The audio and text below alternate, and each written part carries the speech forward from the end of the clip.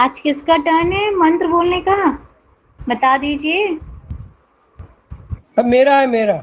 चीनू जी का मेरा हाँ ओपनिंग मेरे बोल से ही होगी। बोल अब मेरा है मेरा। बोल दीजिए। ओपनिंग मेरे से करवाएंगे क्या? हाँ जी कर दीजिए, कोई नहीं, नो प्रॉब्लम। मैं कर तो दूंगी, थोड़ा सा प्रोनाउंसिएशन में इधर उधर हो गया तो देख ली तो संभाल लेना। जी बिल्कुल।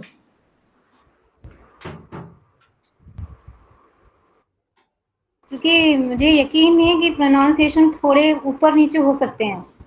इमराज जी का टर्न है आज।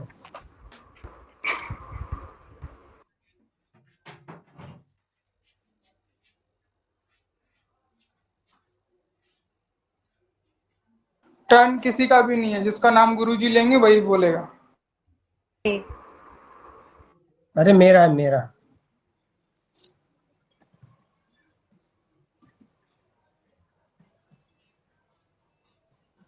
अरे हेमराज जी, आज आप कोई क्वेश्चन नहीं करेंगे, इट्स योर पनिशमेंट। जी आई जी गिव यू द जरूर। Punishment sir. हाँ निश्चित निश्चित जरूर। अब पनिशमेंट तो आपको भोगनी ही पड़ेगी। सर की तरफ से मैं पनिशमेंट दे रही हूँ। और एवरीबॉडी टेक केयर हिम। ध्यान रहे ये कोई क्वेश्चन तो कर ओम सके। सभी को गुरु जी गुरु ओम जी गुरु जी ओम तुम गुरु जी ओम। जी ओम ओम गुरुजी ओम। मंत्रोच्चार कराएं फटाफट। सभी साधक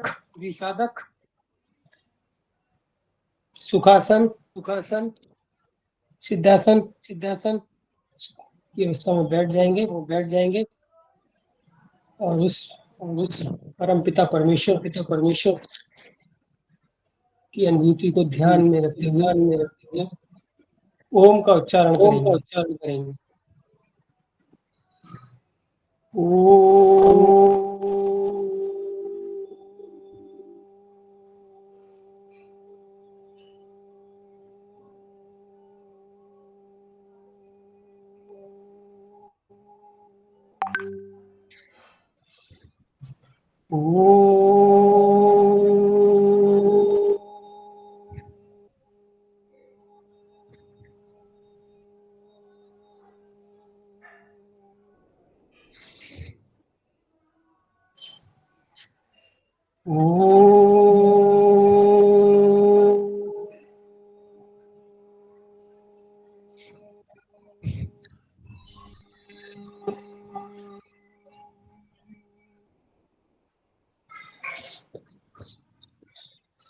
प्रार्थना में ओम भूर्भुवः स्वः तत्सवितुर्वरेण्यं भर्गो देवस्य धीमहि धियो यो न प्रचोदयात्।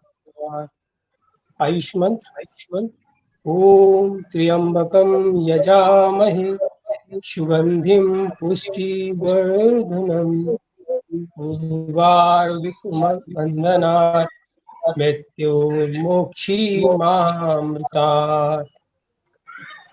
स्वाध्याय मंत्र ओम सहना भवतु सहनौ भुनक्तु सह वीर्यं करवावहै तेजस्विनावधीतमस्तु मा विद्विषावहै। प्रार्थना मंत्र ओम असतो मा सद्गमय तमसो मा ज्योतिर्गमय मृत्युर्मा अमृतं गमय। कल्याण मंत्र सर्वे भवन्तु सुखिनः सर्वे सन्तु निरामया सर्वे भद्राणि पश्यन्तु मां कश्चित् दुर्भाग्यं भवेत्।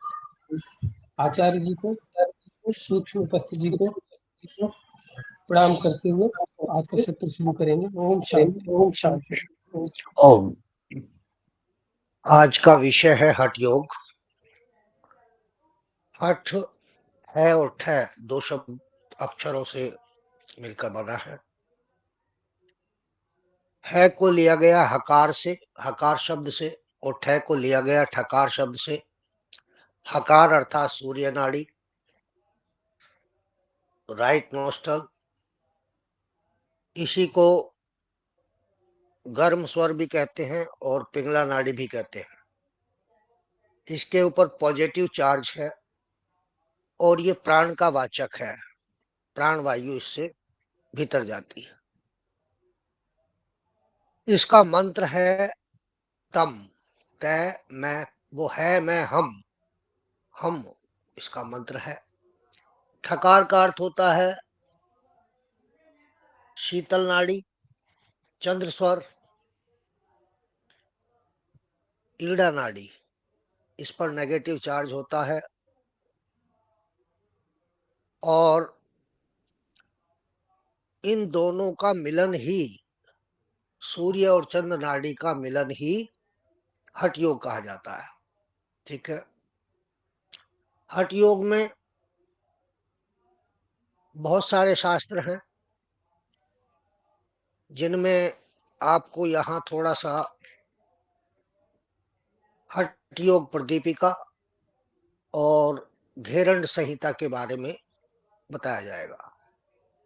इसके अतिरिक्त शिव संहिता, गोरख संहिता, विवेक मार्तंड, योग बीज, गोरख बानी, योगोपनिषद, हठ रत्नावली, हठनत्व कौमुदी, योग चिंतामणि, हठ संकेत चंद्रिका, ये शास्त्र हठ योग के हैं। और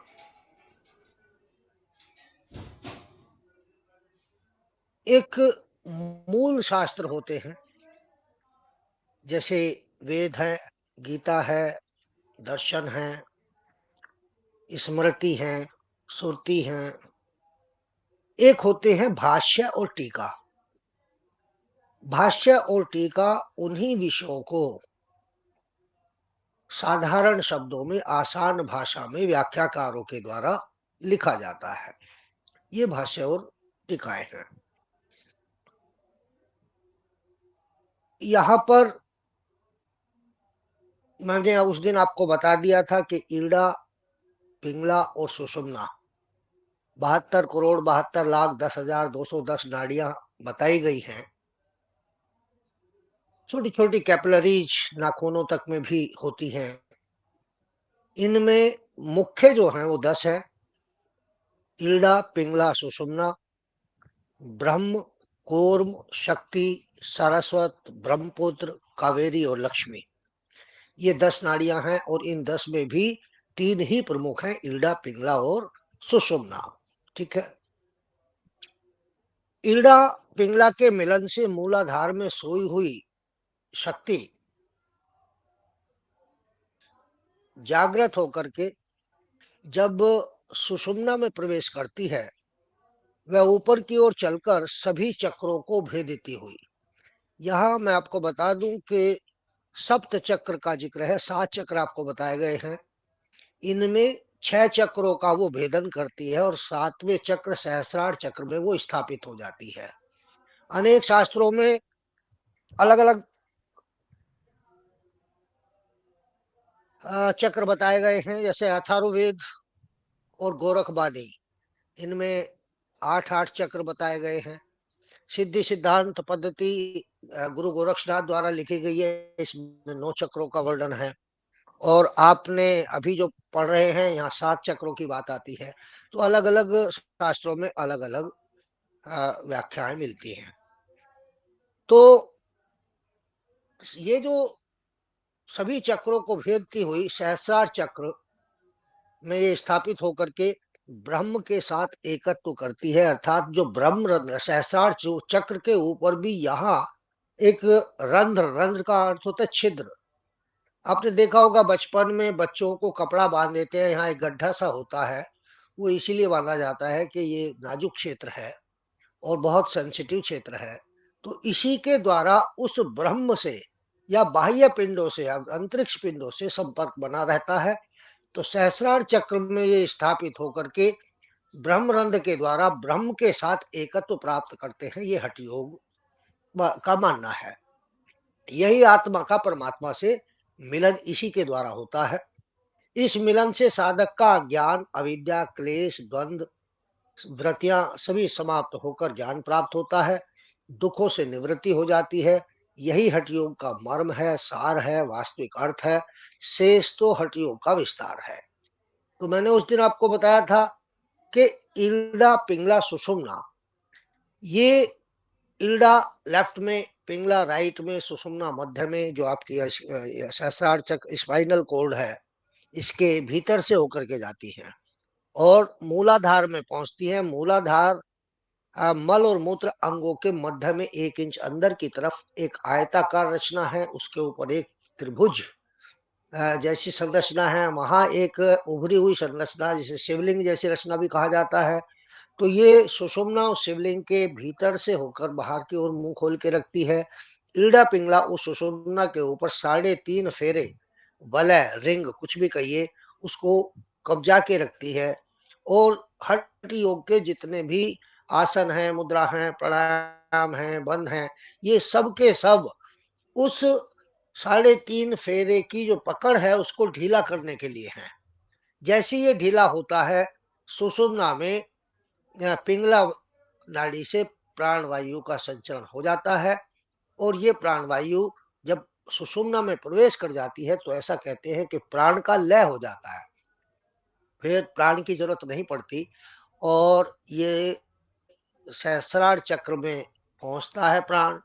वहां पर अमृत कलश बताया जाता है, वहां से रसायन, लिक्विड या अमृत, आध्यात्म की भाषा में तो अमृत ही लिखा है, अमृत कलश उलट जाता है और वो वापस इन्हीं चक्रों से होता हुआ मूलाधार पर गिरता है। उस समय मूलाधार बहुत तपा हुआ होता है और जैसे ही मूलाधार पर उसकी बूंदें गिरती हैं तो एक बहुत जबरदस्त ऊर्जा उठती है, जो सभी चक्रों के कमल दलों को खिला करके, जैसे कमल खिल जाता है, इन सभी चक्रों के अलग अलग संख्या में कमल दल हैं, कमल की पंखुड़ियां जैसी हैं।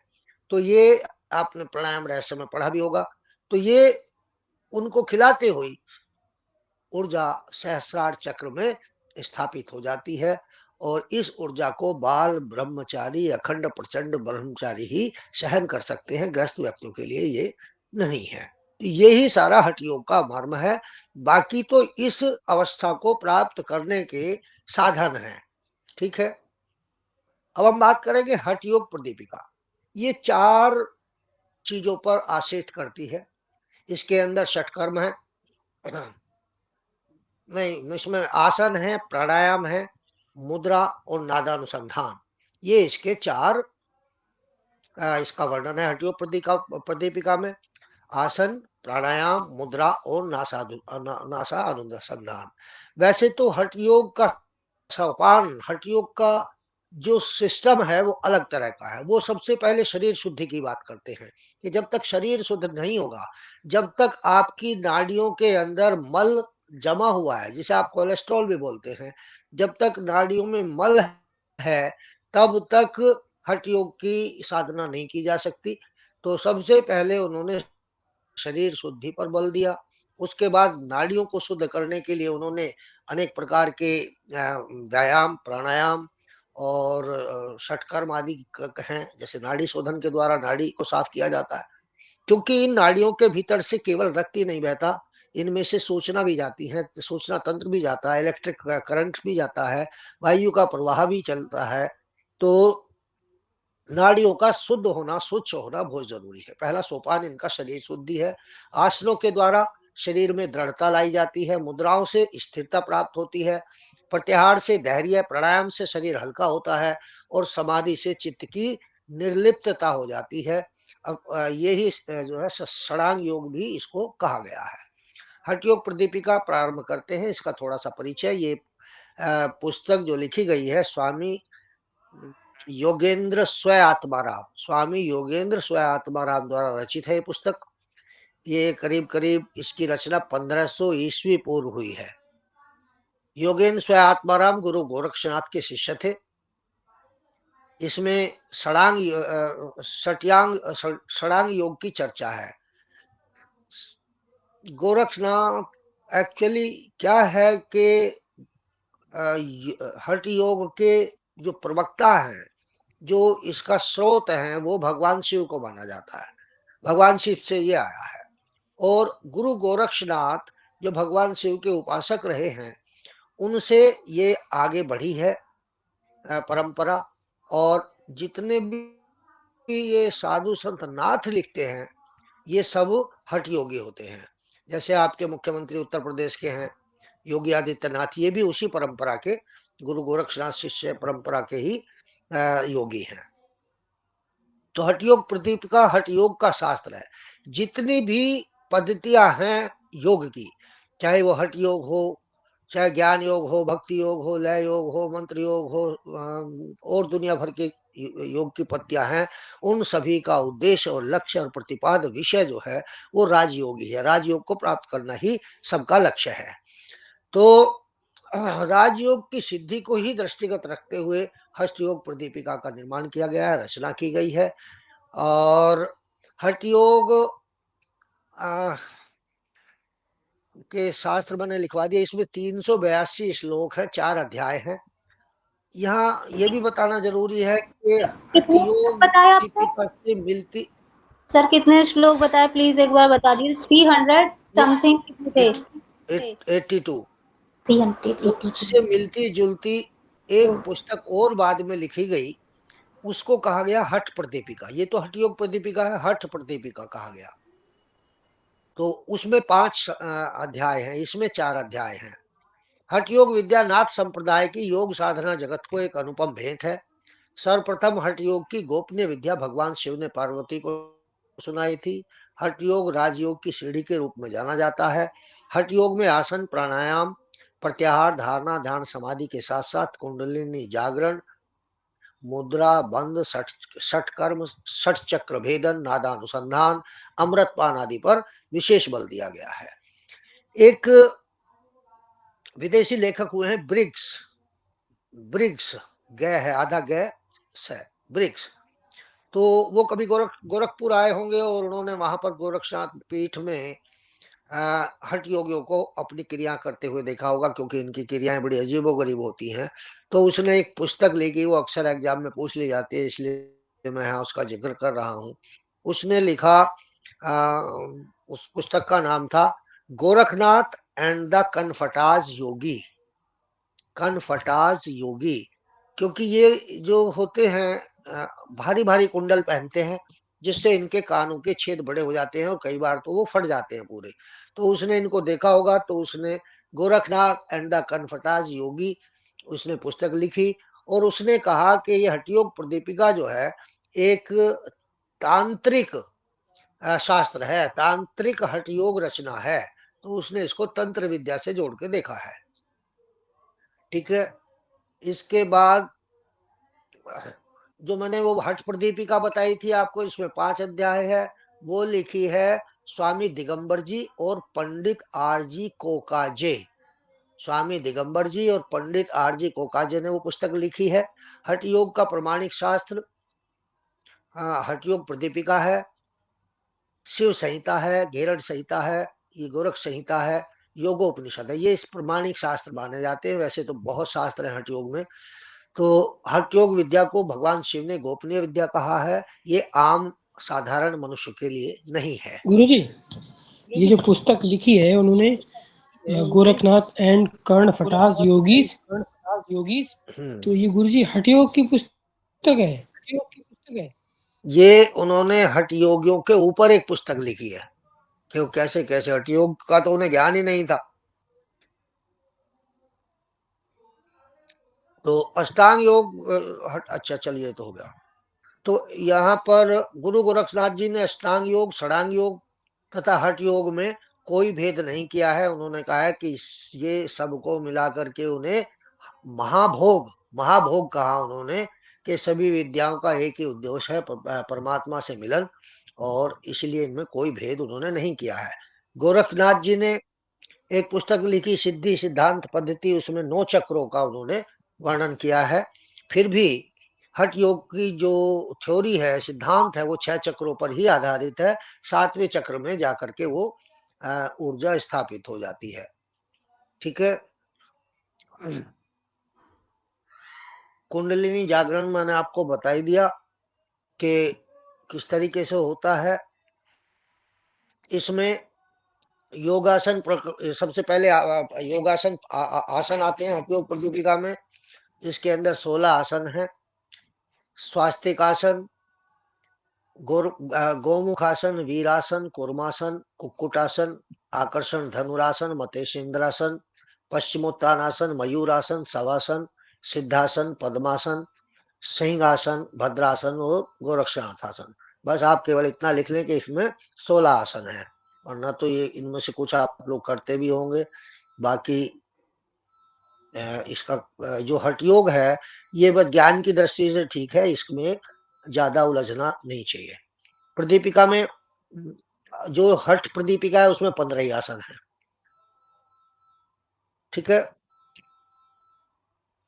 फिर है आहार प्रकरण। आहार प्रकरण में क्या है कि एक इनका कहना है कि पेट को कभी भी इनका कहना भी क्या है, ये तो आम आदमी भी जानता है कि पेट को पूरा भर के कभी भोजन नहीं करना चाहिए। जैसे बोतल में अगर पानी भर देंगे ऊपर टॉप तक तो वो हिलेगा नहीं, फिर अगर आप हिलाएंगे तो उसे भी थोड़ा खाली छोड़ेंगे तो हिलेगा। तो इसीलिए पेट को भी 1/4 भाग खाली रहना चाहिए। जितनी भूख है उससे कम भोजन हमको करना चाहिए, वही सबसे अच्छा माना जाता है।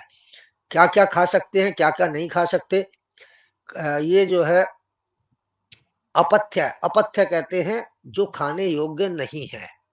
हठ योगियों में कहा गया है कड़वा, खट्टा, तीक्ष्ण, अत्यधिक नमकीन, हरे शाक, लाल हरी मिर्च, कांजी, तिल का तेल, सरसों का तेल, मदिरा, मांस, मछली, दही, मट्ठा, कुल्थी की दाल, बेर, सरसों की खली, हींग, लहसुन, प्याज आदि हठ योगियों के लिए अपथ्य है, खाने योग्य नहीं है।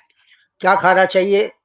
अच्छी तरह पके हुए अन्न, गेहूं, चावल, जौ, साठी, गाय का दूध, घी, मक्खन, मिश्री, मधु, सौंठ, परवल, ऋतुफल, शाक, मूंग दाल, निर्मल जल पथ्य हैं।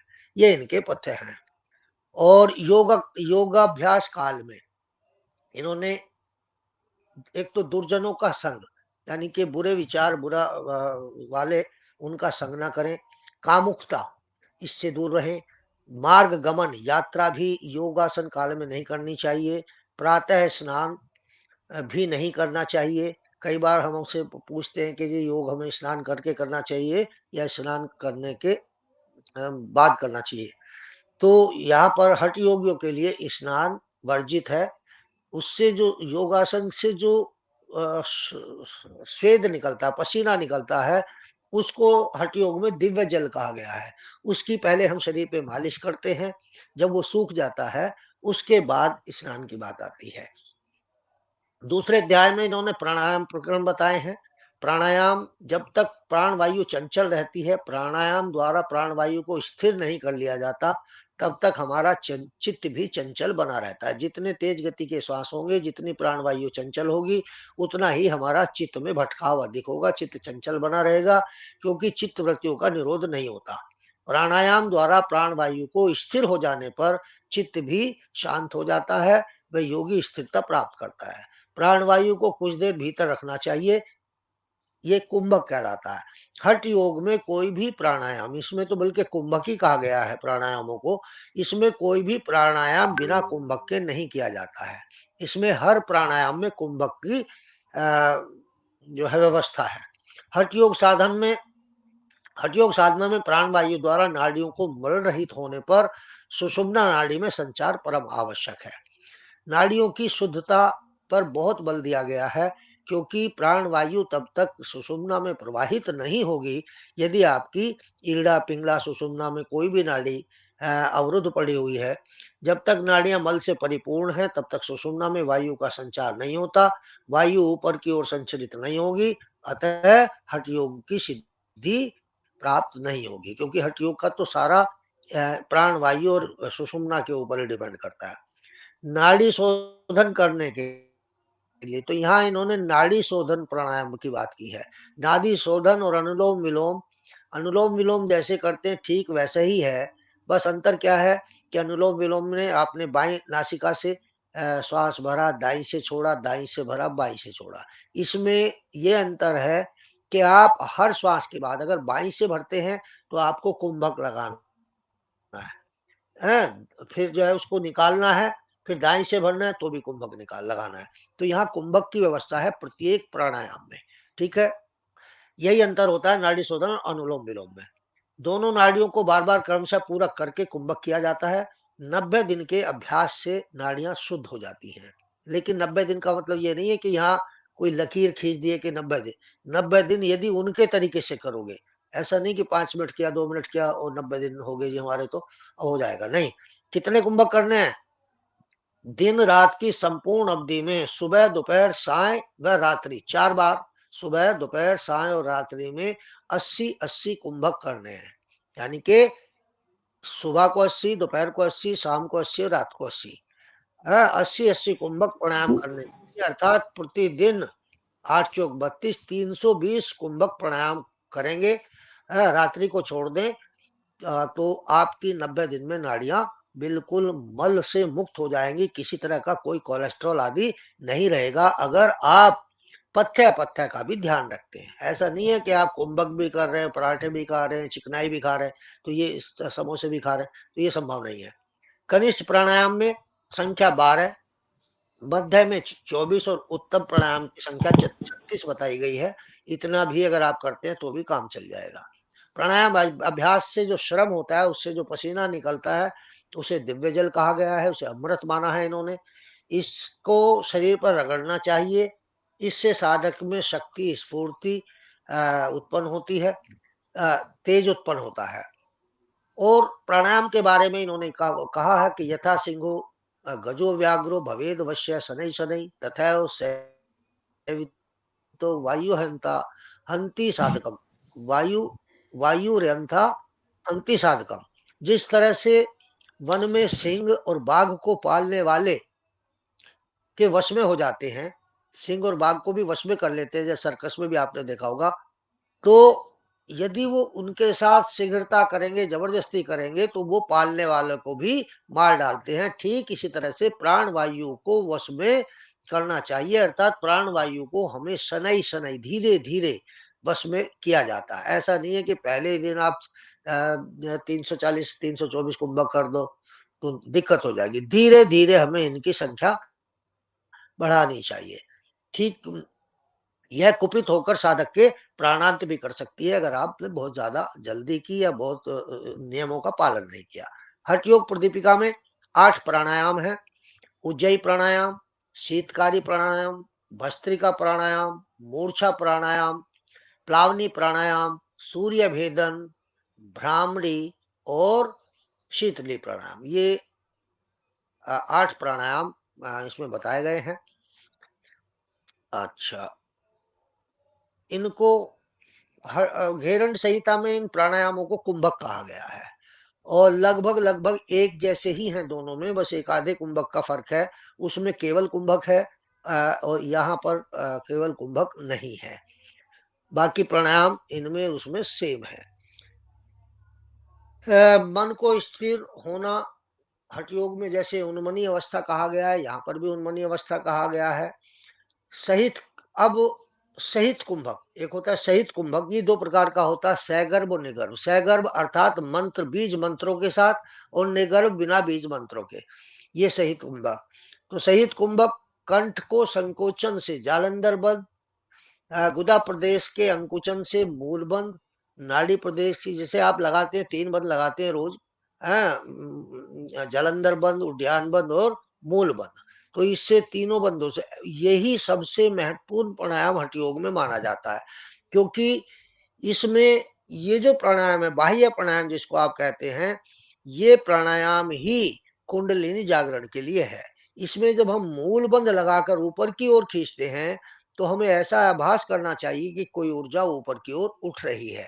तो आपको तो 1 बार 2 बार 3 बार कराया जाता है, लेकिन जो कुंडलिनी जागरण वाले हैं वो तो पूरा पूरा दिन इसका अभ्यास करते हैं, तब जाकर के उनका ये कुंडलिनी जागरण वाला कार्य शुरू होता है। उसमें भी बहुत वर्ष लग जाते हैं। सूर्य भेदन कुंभक, इस प्राणायाम का अभ्यास गर्मी के दिनों में नहीं करना चाहिए। पित्त प्रधान प्रकृति वाले साधकों को भी नहीं करना चाहिए, क्योंकि इससे गर्मी उत्पन्न होती है। सुखासन में बैठकर धीरे धीरे दाएं नाक से वायु भीतर खींचकर संपूर्ण नाड़ियों में उसे जितने समय स्थिर रख सके उतने समय तक कुंभक विधि से रोककर धीरे धीरे बाएं नासांद्र से बाएं नोस्ट्रल से बाहर निकालते हैं। यह सूर्य भेदन कुंभक कहलाता है। दाएं नासिका से भरेंगे और उसको रोक लेंगे, कुंभक करेंगे, पूरक करेंगे दाएं नासिका से, कुंभक करेंगे और फिर बाएं नासिका से रेचक कर देंगे। ठीक है। सूर्य भेदी प्राणायाम से पित्त में गर्मी बढ़ती है, खून में पित्त की वृद्धि होती है, वात कफ के रोग समाप्त होते हैं, पेट के कीड़े तक मर जाते हैं, जठराग्नि प्रदीप्त होती है, कुंडलिनी शक्ति की का जागरण होता है। तो आपको 10 प्राण तो पढ़ाई दिए होंगे, जो प्राण और उपप्राण होते हैं। प्राण, अपान, समान, व्यान, उदान, नाग, कूर्म, कृंकल, देवदत्त, धनंजय, ये 10 प्राण है। 5 मुख्य प्राण है। 5 पढ़ाए गुरुजी? 5? हाँ, 5 मुख्य हैं, 5 उनके उप प्राण हैं। ठीक है, 10 प्राण हैं। इनमें प्रथम 5 प्राण और अंतिम 5 उप प्राण कहलाते हैं। मरने पर भी जो शरीर त्याग न करने वाला कौन सा प्राण है? जो मरने के शरीर कई घंटे बाद, 6 घंटे बाद कहा जाता है वैसे तो, कि 6 घंटे बाद वो शरीर से निकलता है। अगर 6 घंटे से पहले क्रियाक्रम कर दिया जाता है तो उसको जीवित माना जाता है। वो धनंजय प्राण है। फिर आता है उज्जयी कुंभक। उज्जयी कुंभक आपका जैसे होता है, इस प्राणायाम का अभ्यास चलते फिरते रुकते सदा कर सकते हैं। विधि बिल्कुल अष्टांग योग की तरह जैसे आप प्रतिदिन करते हैं उज्जयी प्राणायाम, वो उसमें है। हमारी जो गला है, यहाँ पर थायराइड है, यहाँ पर आपके टॉन्सल्स हैं, वोकल ग्लैंड है, लार ग्रंथियां हैं, अनेक यहाँ पर हमारी ग्लैंड्स हैं। उज्जयी प्राणायाम करने से वो सारी की सारी ठीक रहती है, पुष्ट रहती है। ठीक है। कंठ के रोग ठीक होते हैं, कफ दोष मिटते हैं, जठराग्नि प्रदीप्त होती है, जलोधर रोग, धातु संबंधी रोग नष्ट होते हैं। घेरण संहिता में तो यहाँ तक कहा गया है कि उज्जयी प्राणायाम से मृत्यु को भी पास में, मतलब वश में किया जा सकता है। तो फिर आता है शीतली कुंभक। शीतली कुंभक पक्षी की चोंच के समान होठों को आकारित करके धैर्य पूर्वक जिह्वा के अग्रभाग से वायु को पूरक करना चाहिए। पक्षी की जैसे ये लड़कियां वो सेल्फी लेती है तो मुंह बनाती हैं, ये पक्षी के ऐसे मुंह बना करके वायु को भीतर खींचना चाहिए। धीरे धीरे भी उसको अंदर भरना चाहिए और फिर वहां पर रोकना चाहिए। फिर पान दोनों नाकों से उसे बाहर निकाल देना चाहिए। तो ये शीतली कुंभक है। अजीर्ण, पेचिश, अम्लपित्त ठीक होते हैं। कफ रोग वाले साधक शीतकाल में शीतकार्य नहीं करना चाहिए। ठीक है। तो शीतली नहीं करना चाहिए ठंड में। भस्त्रिका कुंभक आप जानते ही हैं वैसे तो, लेकिन यहाँ पर जो भस्त्रिका बताई गई है, मध्यम, वाम, दक्षिण और अनुलोम विलोम भस्त्रिका, 4 तरह की भस्त्रिका यहाँ बताई गई है। ये परीक्षा में पूछ लिया जाता है अक्सर, और आपसे प्रैक्टिकल में भी पूछा जा सकता है कि हठ योग में कितने प्रकार का भस्त्रिका प्राणायाम है। तो मध्यम भस्त्रिका, वाम भस्त्रिका, दक्षिण भस्त्रिका, अनुलोम विलोम भस्त्रिका। ये सबसे पहले मध्यम। मध्यम क्या है? दोनों नाकों से पूरक को रेचक करना, जैसे आप प्रतिदिन भस्त्रिका में करते हैं। श्वास भरा, श्वास निकाला, श्वास भरा, श्वास निकाला। लेकिन यहाँ पर कुंभक की व्यवस्था है हर प्राणायाम में। कुंभक की कैसे? कि 9 बार तक कुंभक नहीं करना है। 9 बार श्वास को भरना है, श्वास को बाहर निकालना है, श्वास को भरना है, श्वास को बाहर निकालना है। लेकिन 10वीं बार कुंभक करना है मध्यम भस्त्रिका में। ठीक है। इसी प्रकार वाम भस्त्रिका। वाम भस्त्रिका में 8 बार पूरक रेचक करना है और 9वीं बार कुंभक लगाना है। 8 बार पूरक रेचक करना है, 9वीं बार कुंभक लगाना है। दक्षिण भस्त्रिका में भी 8 बार पूरक रेचक करना है और 9वीं बार कुंभक लगाना है। अनुलोम विलोम भस्त्रिका, अनुलोम विलोम की तरह से पूरक रेचक कुंभक नहीं होता। 9वीं बार वाम नासापुट से पूरक करके कुंभक किया जाता है। मतलब 8 बार तो इसमें भी ऐसे ही करेंगे, बाई नासिका से लेंगे, दाई से छोड़ेंगे, दाई से लेंगे, बाई से कर छोड़ेंगे, और 9वीं बार इसमें भी पूरक करके कुंभक किया जाता है। तो अनुलोम विलोम भस्त्रिका हो गया। मूर्छा कुंभक, इसमें पूरक रेचक भ्रामरी प्राणायाम की तरह होता है। नासापुट को मध्यमा से दबाकर कुंभक किया जाता है। नासापुट यानी कि नाक के अग्रभाग को यहाँ से दबा करके तब हम इसमें पूरक रेचक करते हैं। तो ये प्राणायाम की तरह किया जाता है। नासापुट मध्यमा से दबाकर कुंभक किया जाता है, फिर मध्यमा को शिथिल करके रेचक किया जाता है। जब रेचक करेंगे तो मध्यमा उंगली को हटा देंगे। प्लावनी कुंभक, दोनों नासापुटों से वायु भीतर खींचनी चाहिए। नाभि स्थान पर मन एकाग्र कर सारे शरीर की वायु पेट में भरनी चाहिए। भावना करनी चाहिए कि वायु उदर में है। यथाशक्ति कुंभक कर दोनों नाकों से उसे बाहर निकाल देना चाहिए। प्राण वायु पर अधिकार होता है, कब्ज का नाश होता है, शुक्र की पुष्टि होती है, रक्त साफ होता है। ये प्लावनी कुंभक है। शीतकारी कुंभक, मुख से शीशी की आवाज करके, दांतों को भींच करके शीशी की आवाज करते हुए इसको जो है वायु को भीतर खींचे, जीभ को थोड़ा सा बाहर रखें, नासापुट से बाहर निकालें और तब इसको हवा को भीतर खींचेंगे, थोड़ी देर रोकेंगे, फिर बाहर निकाल देंगे दोनों नाकों से। इससे रूप, लावण्य, भूख, प्यास, निंद्रा, आलस्य ये सब होता है। ये अच्छा कुंभक है। भ्रामरी कुंभक, जैसे अष्टांग योग में करते हो भ्रामरी, वही है, परंतु इसमें मूलबंध व उद्यान बंध लगाने का उपदेश है। भ्रामरी कुंभक में वहां पर मूलबंध हम नहीं लगवाते हैं, लेकिन यहाँ पर इसमें मूलबंध और उद्यान बंध दोनों लगाने का उपदेश यहाँ पर दिया गया है इसमें। ठीक है। तीसरे अध्याय में मुद्रा प्रकरण है। हठयोग प्रदीपिका में 10 मुद्राएं हैं। महामुद्रा, महाबंध, गुरुजी महाभेद। हाँ, आपने गुरुजी 4 हठयोग में भस्त्रिका 4 प्रकार की बताई, लेकिन इसमें तो 5-6 प्रकार की बता दी गुरुजी आपने। 6 प्रकार की कहाँ बता दे। मध्यम गुरुजी भस्त्रिका, वाम मध्यम भस्त्रिका, भस्त्रिका, वाम भस्त्रिका, दक्षिण भस्त्रिका, अनुलोम विलोम भस्त्रिका, यही तो है। एक बार फिर से बता देना गुरुजी। मध्यम भस्त्रिका, वाम भस्त्रिका, दक्षिण भस्त्रिका, अनुलोम विलोम भस्त्रिका। पहले चारों के नाम लिए थे, फिर चारों का बता दिया कैसे कैसे होती है। फिर कुंभक बताए थे, मूर्छा कुंभक, प्लावनी कुंभक, शीतकारी कुंभक और भ्रामरी कुंभक। मुद्रा प्रकरण, हठयोग प्रदीपिका में 10 मुद्राओं के बारे में बात आती है। इनके नाम है महामुद्रा, महाबंध, महाभेद, खेचरी मुद्रा, उद्यान मुद्रा, मूलबंध, जालंधर बंध, विपरीतीकरण, वज्रोली, शक्ति चालन। जैसे मुद्राएं बहुत प्रकार की हैं, जैसे हस्त मुद्राएं, काय मुद्राएं, शरीर की मुद्राएं। हाँ, इसी प्रकार से ये हठयोग में, इसमें हठयोग प्रदीपिका में 10 प्रकार की मुद्रा है। तो इनके नाम आप चाहें तो लिख लें। महामुद्रा, महाबंध, महाभेद, वेद, महाभेद, खेचरी मुद्रा, उद्यान मुद्रा, मूल बंध, जलंधर बंध, ये तो सब जानते ही हैं आप। विपरीतीकरण, वज्रोली और शक्ति चालन। गुरुजी डॉक्यूमेंट मिलेंगे हमें क्या पढ़ने के लिए? ये तो रिकॉर्ड हो रहा होगा कहीं पे, सुन अरे लेना। गुरुजी आज बहुत बहुत तीव्र गति से खींचा है आपने। आज मुझे खत्म करना है ये अरे गुरुजी हठ योग खत्म करना है, हो जाए तो। बहुत सारा है हठ योग, ऐसे नहीं है। तो ये 10 मुद्राएं, चलिए थोड़ा थोड़ा इनके बारे में बता देता हूँ। इन मुद्राओं का कथन ऐसा कहा जाता है कि भगवान शिव है। मैंने नहीं कहा, कभी कल को कहो जी तुम ये कह रहे थे, भगवान शिव ने कहा, वही लिखा है। अष्ट सिद्धियों को प्रदान करने वाली हैं। ये सिद्धियां देवताओं को भी दुर्लभ होती हैं। इनके नाम हैं अणिमा, अणिमा, महिमा, गरिमा, लघिमा, प्राप्ति, प्राकाम्य, इशिता, वशिता। एक बार फिर सुन लें। अणिमा, अणिमा क्या है? इसमें जो हमारा पंच भौतिक शरीर है, ये अणु के समान हो जाता है। हाँ, योगी का शरीर इतना सूक्ष्म हो जाता है कि वह दिखाई नहीं पड़ता। अर्थात जो दिखाया जाता है, कहा जाता है कि अदृश्य हो जाना।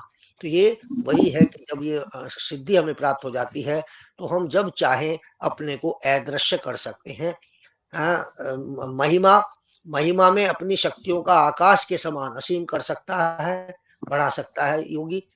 गरिमा, छोटी से छोटी वस्तु जो है वो पर्वत के समान भारी हो जाती है। योगी अपने को जितना भारी करना चाहे कर सकता है। जैसे अंगद ने अपना पैर जमा दिया था उसकी रावण की सभा में, कोई पैर को हिला नहीं पाया था, तो ये गरिमा सिद्धि का उन्होंने प्रयोग किया था। लघिमा, बड़े से बड़ा पदार्थ छोटा बन जाता है। योगी रुई के समान हल्का हो जाता है। प्राप्ति, सभी इच्छाओं की पूर्ति हो जाती है। इच्छित पदार्थों, प्राकाम में इच्छित पदार्थ तुरंत प्राप्त हो जाते हैं। इशिता, योगी सभी पर शासन करता है। वशीता, भौतिक पदार्थों पर अधिपत्य हो जाता है। प्राणी व पदार्थ योगी के प्रति आकृष्ट होकर उसके वश में आ जाते हैं।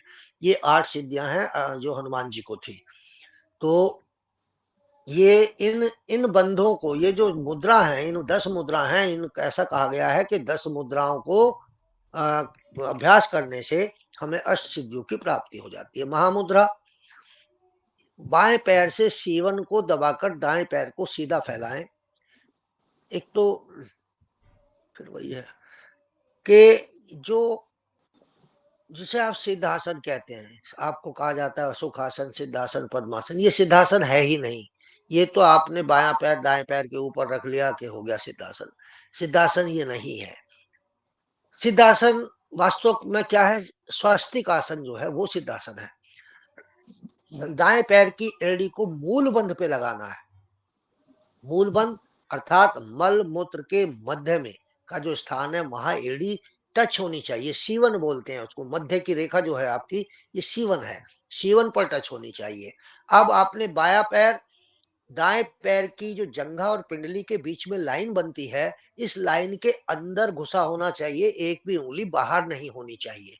ठीक है? तो क्योंकि ये इनका मानना यह है हठ योगियों का कि जितनी भी एनर्जी निकलती है वो शरीर के पोर्वों से, पैरों के पोर्वों से, हाथों के पोर्वों से निकलती है, छोरों से निकलती है।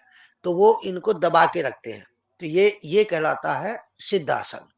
अब कई जगह इसको वर्जित माना गया है स्त्रियों के लिए, तो इसलिए मध्य मार्ग अपना लिया गया है कि भाई ठीक है, लेफ्ट पैर को राइट पे रख लो या राइट को लेफ्ट पे रख लो। तो ये इसको इस तरीके से करा दिया जाता है। तो यहाँ पर बाएं पैर से सीवन दबाकर, सीवन का अर्थ वही है, मूल बंध को दबाकर रखें। दाएं पैर को सीधा फैलाएं। फिर वायु को भीतर खींचते हुए दाएं पैर का अंगूठा पकड़कर मस्तक से मस्तक को घुटने से लगाएं। समझ गए कि दायां पैर आपने सीवन से लगाया हुआ है, बायां पैर आपने खोला हुआ है। बायां पैर सीवन से लगाया हुआ है, दायां पैर खोला हुआ है। फिर बाएं हाथ से पैर के अंगूठे को पकड़कर मस्तक को घुटने से लगाने का प्रयास करें। गुरु जी तो कौन से धीरे अंगूठे को? बताया तो, जो पैर आगे फैला हुआ है। एक बार फिर सुन लें। बाएं पैर से सीवन दबाकर दाएं पैर को सीधा फैलाएं। फिर वायु को भीतर खींचते हुए दाएं पैर का अंगूठा पकड़कर मस्तक को घुटने से लगाएं। जैसे आकर्ण धनुरासन होता है ना, इसी प्रकार से है ये। यहाँ पर श्वास भर के करना है ये। अष्टांग योग में कोई भी ऐसा आसन नहीं कराया जाता जिसमें श्वास भर के नीचे झुका जाए, क्योंकि विशेष ध्यान ये रखा जाता है कि कोई हाई बीपी का रोगी है, हृदय रोगी है, तो उसे श्वास भर के नीचे झुकाएंगे तो उसके हृदय पर दबाव आएगा और उसे घबराहट हो सकती है, कुछ भी हो सकता है। तो यहाँ पर तो सब इसी तरह की है। तो श्वास भर के हमें बाएं हाथ से दाएं पैर के अंगूठे को पकड़ना है और फिर उसको अपनी ओर खींचते हुए अंगूठे को, पैर नहीं मुड़ना चाहिए, अपना मस्तक घुटने से लगाना है। पहले बाईं नासिका से, फिर सूर्य अंग दाईं नासिका से अभ्यास करना चाहिए। एक बार बायां पैर फैलाएंगे, एक बार दायां पैर फैलाएंगे। हाँ, इससे पाचन क्रिया बहुत तेज हो जाती है। टीबी और कुष्ठ रोगियों के लिए, जो कुष्ठ रोगी होते जो है उनके लिए कोड़ी। ये बहुत लाभदायक होता है। हाँ, ये तो गुरु जी पश्चिम तानासन की तरह हो गया ना, एक पाद पश्चिम तानासन। पश्चिम तास एक पाद नहीं होता, वो पश्चिमोत्तानासन जो है वो तो दोनों पैरों से होता है, और दूसरा आसन जो है वो जानुशिर आसन कहलाता है। वो एक पाद नहीं कहलाता, जानुशिर आसन। दूसरा है महाबंध। महाबंध में क्या है? बायां पैर सीवन से सटा लें, दाएं पैर को बाईं जंघा पर रखें। समझ लीजिए, बायां पैर सीवन से सटा लें, दाएं पैर को बाईं जंघा पर रखें। वायु नासाद से पूरक कर जालंधर बंद लगा लें, फिर मूल बंद लगा लें। यहाँ पर कुंभक करें। बिल्कुल ऐसा ही, यानी कि आपको सिद्ध आसन में बैठना है और पूरा वायु भर के कुंभक करना है। यहाँ भर के कुंभक है, दाएं अंता कुंभक गुरु जी यानी कि। हाँ, बाएं नासाद से पूरक कर जालंधर बंद लगा लिया, गर्दन नीचे झुका ली, फिर मूल बंद लगा लें, कुंभक करें, फिर विपरीत दिशा में करें। आपको जो बाह्य प्राणायाम है इसमें क्या अंतर है? बाह्य प्राणायाम में आप श्वास को वायु को बाहर निकाल के करते हैं, उद्यान बंद, जलंधर बंद और मूल बंद। यहाँ पर इन्होंने क्या कहा है, श्वास भर के बाएं नासांद्र से पूरा करके जालंधर बंद लगा लें, फिर मूल बंद लगा लें और कुंभक करें, रुके यहीं पर, फिर दूसरी विपरीत दिशा में करें, तो ये महाबंद कहलाया। महावेद, वैसे तो तीनों हम पर हठ योग वालों में तो हम जो ये महाबंद है, तीनों बंद है, ये जलंधर बंद, मूल बंद और उद्यान बंद, तीनों बंदों को मिला करके महाबंद ही कहते हैं। लेकिन वहां तरीका अलग है, वहां श्वास बाहर निकाल के किया जाता है, यह श्वास भर के किया जाता है।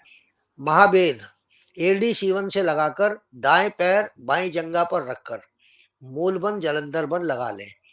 बंद पूर्व बाई नासिका से पूरा करें, दोनों हाथ। अब इसमें क्या है, बिल्कुल ऐसा ही है जैसे पहले था महाबंद। अब इसमें दोनों हाथ जो हमारे हैं, ये मोइन खान, दोनों हाथ ये हमारे साइड में रहेंगे और हम पूरा बल लगा करके शरीर को उठाने का प्रयास करेंगे, इसमें जो है, और मूल बंद पर दबाव डालेंगे, मूल बंद को ताड़ित करेंगे, खोलेंगे बंद करेंगे, खोलेंगे बंद करेंगे, अंदर की तरफ खींचेंगे। तो इनका कहना यह है कि प्राण वायु सुषुम्ना में इससे प्रवेश कर जाती है। ठीक है, बाई नासिका से पूरक करें, दोनों हाथों का पर शरीर का भार डालकर मूलाधार को ताड़ित करेंगे, इससे प्राण वायु सुषुम्ना में प्रवेश कर जाती है, इरडा पिंगला वायु रहित हो जाती है। कुंभक ऐसा करें कि मरणावस्था हो जाए, तब रेचक करना चाहिए। तो ये महाभेद है। महाभेद और महाबंध में केवल यही अंतर है, इसमें हमको हाथों पर बल लगाकर शरीर को ऊपर उठाने का प्रयास करना है, मूल बंध को ताड़ित करना। ताड़ित करने का मतलब है उसको, जैसे अश्वनी प्रेशराइज मुद्रा, करना। अश्वनी मुद्रा, यानी कि मूल बंध को खोलना है, बंद करना है, खोलना है, बंद करना है, ये ताड़ित करना कहलाता है। खेचरी मुद्रा, खेचरी मुद्रा बहुत कठिन है और बहुत लंबी प्रक्रिया है। इसमें हमको ये तभी सिद्ध हो सकती है जब हमारी जिह्वा इतनी लंबी हो जाए, जो हमारे आज्ञा चक्र, जहाँ बिंदी लगाते हैं, आज्ञा चक्र पर जिह्वा टच हो जाए, छू जाए, तो तभी ये सिद्ध हो सकती है। तो इसके लिए जो हठयोगी हैं, वो गाय के घी से इसका दोहन करते हैं, जिह्वा को खींचते रहते हैं, खींचते रहते हैं, दोहन करते रहते हैं। और वहां गोरखपुर में तो आप जाके देखेंगे तो कुछ लोग इस पे क्या होता है, वजन लटका लेते हैं। तो सालों सालों के अभ्यास के बाद जिह्वा लंबी हो जाती है, फिर इस जिह्वा को अंदर की तरफ मोड़ करके ब्रह्मरंध्र को टच करते हैं। अगर एक पल क्या, एक क्षण के लिए भी वो टच हो गई, तो वहीं पर खेचरी मुद्रा सिद्ध हो जाती है और कुंडलिनी जागरण हो जाता है। लंबी प्रक्रिया है। जो योगी जीव को कपाल रंध्र एक क्षण भी सटा लेता है, वह सभी विष से, कोई विष उसके ऊपर प्रभाव नहीं करेगा, कोई रोग उसको नहीं होगा, मृत्यु पर उसका जो है नियंत्रण हो जाता है, बुढ़ापा आदि से मुक्त हो जाता है। जो इस विद्या को जानता है, इसे करने में सफल हो जाता है, उसे निंद्रा, भूख, प्यास, मूर्छा, तमोगुण प्रधान वृत्ति नहीं सताती, रोग से पीड़ित नहीं होता, कर्म के बंधन से मुक्त हो जाता है, उसकी इच्छा वृत्ति होती है और जब वो चाहेगा तब प्राणों को त्यागेगा। उद्यान बंद, मूल बंद, जलंधर बंद, ये आपको पता है। विपरीती करनी, जिस क्रिया में नाभि ऊपर और तालु नीचे हो जाए, विपरीत हो जाए, उल्टा मामला हो जाए, अर्थात सूर्य ऊपर और चंद्र नीचे हो जाए, सूर्य ऊपर और चंद्र नीचे हो जाए, अर्थात नाभि आपकी जो है वो ऊपर चली जाए और ये चंद्र नीचे हो जाए, यानी कि जो सहस्रार चक्र है, जहाँ चंद्र कहा जाता है, ये नीचे हो जाए। नाभि में सूर्य और तालु मूल ब्रह्मरंध्र चंद्रमा का वास होता है, तो ब्रह्मरंध्र आपका नीचे आ गया और नाभि ऊपर चली गई। तो इस मुद्रा को कहते हैं विपरीती करनी। इसमें थोड़ा सा अंतर है, जैसे आप सर्वांग आसन करते हैं, उसमें आपके पैर 90 डिग्री आकाश की ओर रहते हैं, इसमें थोड़ा पीछे झुकाएंगे 45 डिग्री पर। ये दोनों में अंतर है। वज्रोली मुद्रा, सहजोली मुद्रा, अमरोली मुद्रा। ये वज्रोली मुद्रा, जो सहजोली अमरोली है, वज्रोली के भाग है।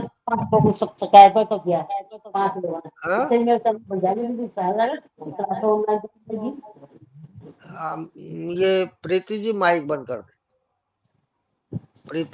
प्रीति माइक बंद करेंगी, अभी नहीं हुआ। वज्रोली का अर्थ है जो भी अपान पदार्थ हैं, मल मूत्र शुक्र, इनको ऊर्ध्वगामी, इनमें मल मूत्र को तो ऊर्ध्वगामी नहीं किया जा सकता। वो तो जो है क्या होते हैं ये त्रिदोष त्रिस्तम त्रिवेग, तो वो तो त्रिवेग के सिद्धांत के विरुद्ध हो जाएगा। तो इसमें शुक्र को ऊर्ध्वगामी कर उसके क्षरण से रोकना कहलाता है। और यहाँ ये पढ़ाने योग्य है नहीं, लड़कियां बैठी हुई हैं, इसको पढ़ लेना किताब से। शक्ति चालन मुद्रा कुंडलिनी, ये जो कुंडलिनी है इसके अनेक नाम है, ये नोट कर लो। कुंडलिनी के पर्यायवाची कुटलांगी, कुंडलिनी, एक भुजंगी, सेकंड गुरुजी, एक सेकंड गुरुजी। कुटलांगी, कुंडलिनी, भुजंगी, शक्ति,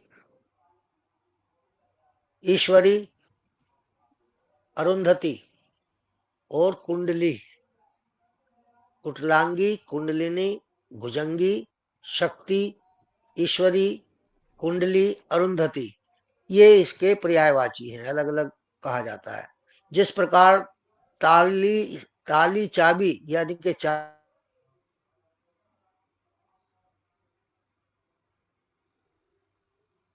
के अभ्यास से योग कुंडलिनी शक्ति से मोक्ष साधन करता है, यही शक्ति चालन अवस्था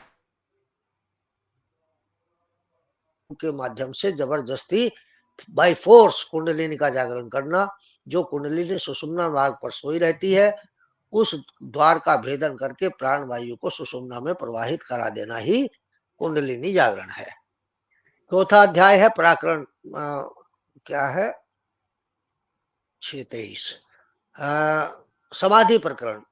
समाधि प्रकरण जो साधक प्राण मन दोनों का लय कर देता है वही मोक्ष को प्राप्त हो जाता है। प्राण और मन दोनों का लय कर देता है, अन्य पुरुष मोक्ष के अधिकारी नहीं होते, ऐसा इनका कहना है। प्राण में अपान को सुषुम्ना में प्रवेश कराना ही हठ योग का अभ्यास है। मन से विषयों की उत्पत्ति होती है, ये सब जानते हैं। विषयों से ही इंद्रियां कार्य करती हैं।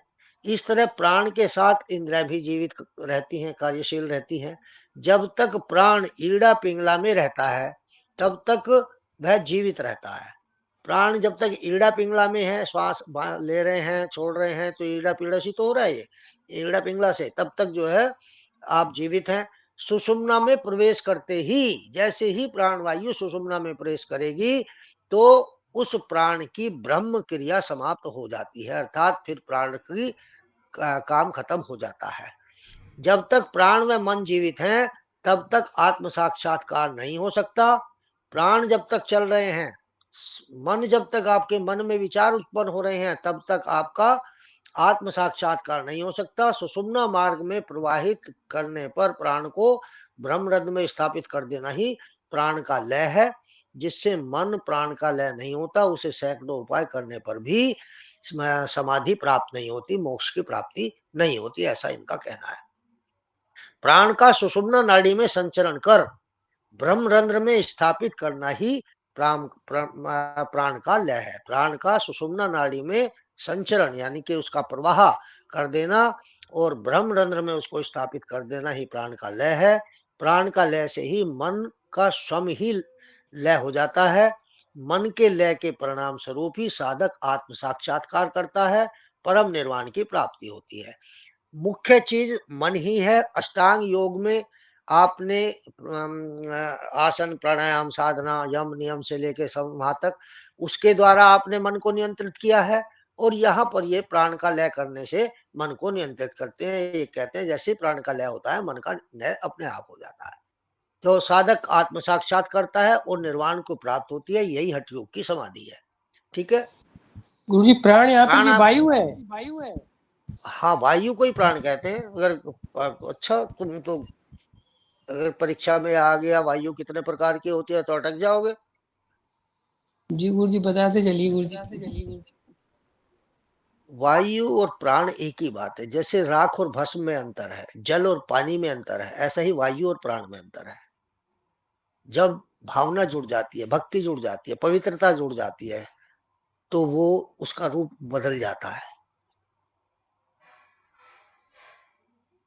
प्राण 60 मिनट 1 घंटा ईड़ा बाएं नासांद्र से 60 मिनट पिंगला नासांद्र में प्रवाहित रहता है।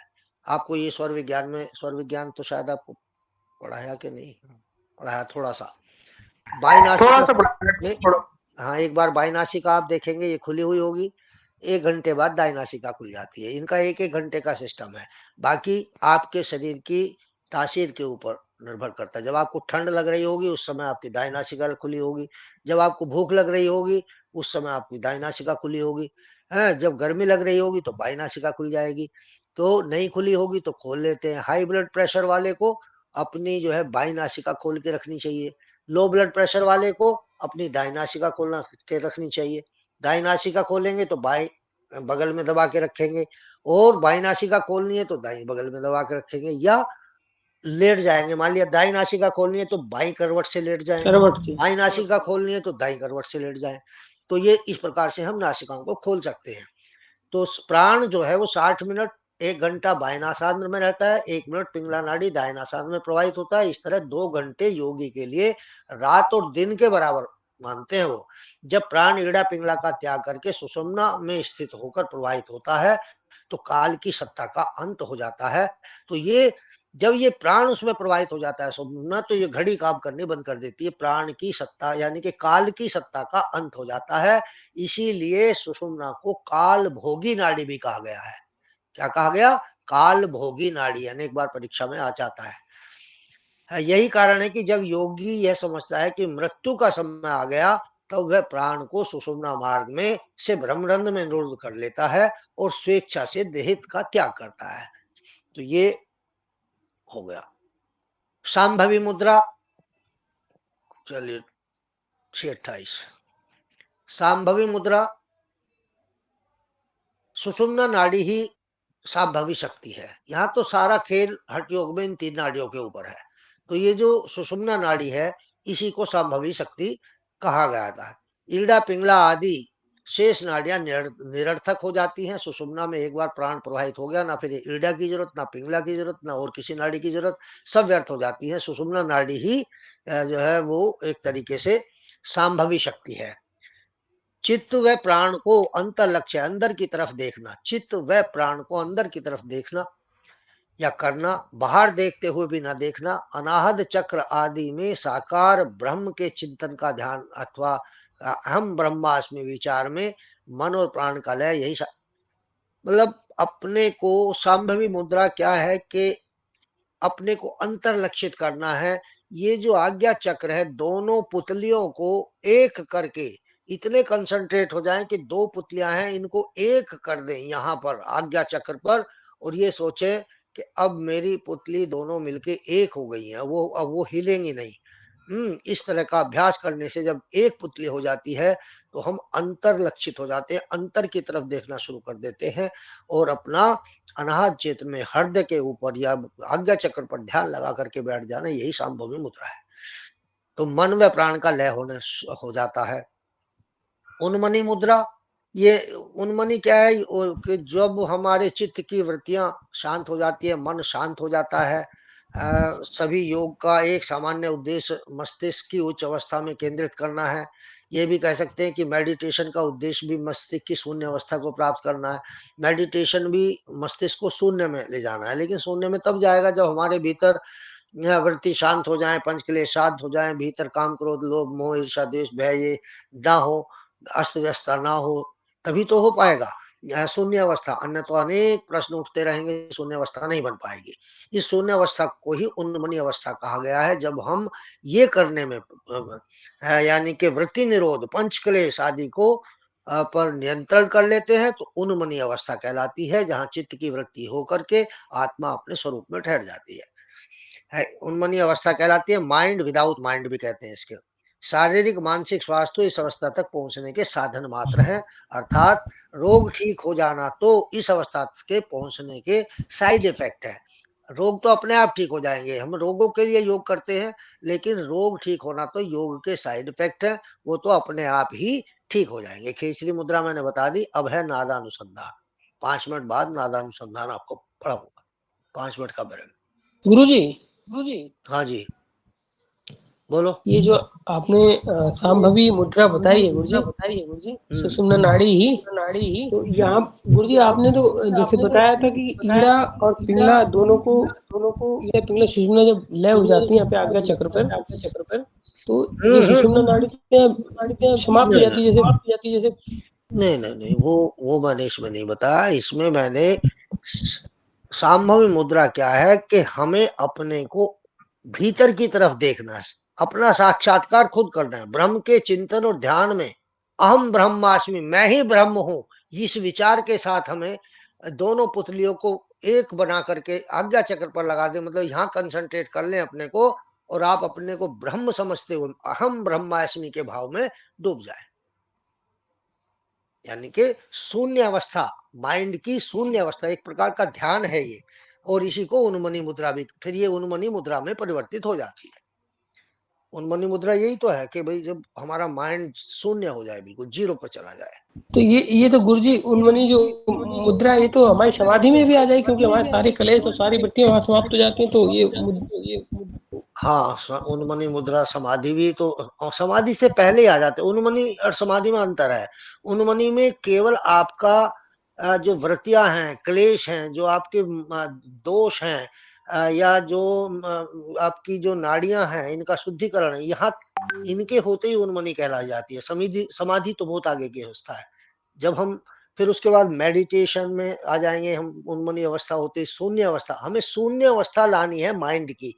वो तभी आएगी जब तक हमारे भीतर के विकार, भीतर के दोष, भीतर की वृत्तियां, क्लेश शांत नहीं हो जाएंगे, तब तक हम माइंड की शून्य अवस्था नहीं ला सकते। इसीलिए कहा जाता है कि ध्यान एक क्रमिक साधना है। ये ऐसा नहीं है कि आपने आप आंख बंद करके बैठ के ध्यान लगाने तो 1000 विचार आएंगे। लगेगा तो थोड़ी बहुत देर के लिए, लेकिन जो zero state, mind without mind जिसे कहा गया है, मस्तिष्क की शून्य अवस्था, वो प्राप्त नहीं हो सकती। वो तभी प्राप्त होगी जब आप उन्मनी अवस्था को प्राप्त कर लेंगे। ठीक है, चलिए अभी आता हूँ 5 मिनट। कहाँ गया ये टर्टल?